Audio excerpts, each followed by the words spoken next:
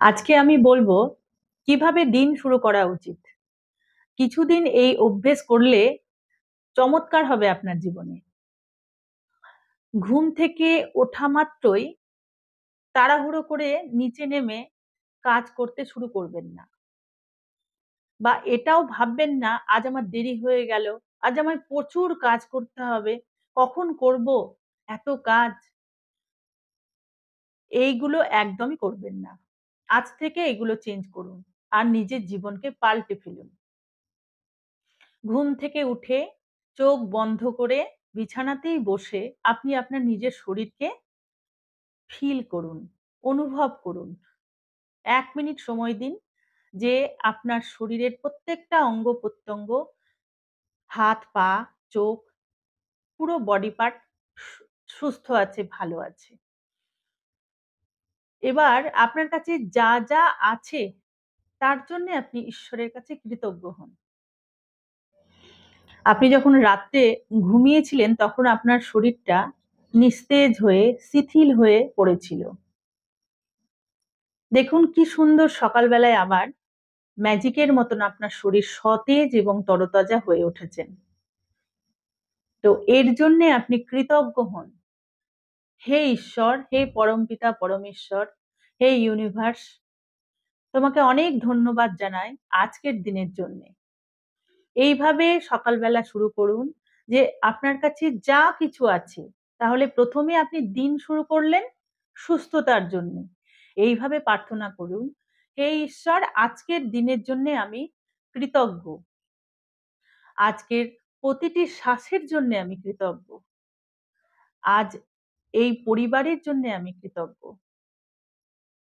আজ আমি বেঁচে আছি বা এই পৃথিবীতে আসতে পেরেছি আমার মা বাবার জন্য, তাদের জন্য কৃতজ্ঞ। আপনার স্বামী, সন্তান, ছেলে মেয়ে যা কিছু আছে তাদের জন্য কৃতজ্ঞ। আপনি যে বাড়িতে আছেন সে বাড়ির জন্যও কৃতজ্ঞ হন। অনেকের এত সুন্দর বাড়িও থাকে না। যে বিছানায় আপনি শুয়ে এত আরাম করে রাত কাটালেন, সেই বিছানার জন্যও আপনি কৃতজ্ঞ হন। দেখুন অনেকের ফুটপাতে কাটায়, কিন্তু ভগবান আপনাকে এত সুন্দর একটা বাড়ি, তার সাথে এত সুন্দর বেড দিয়েছে, অবশ্যই কৃতজ্ঞ হন।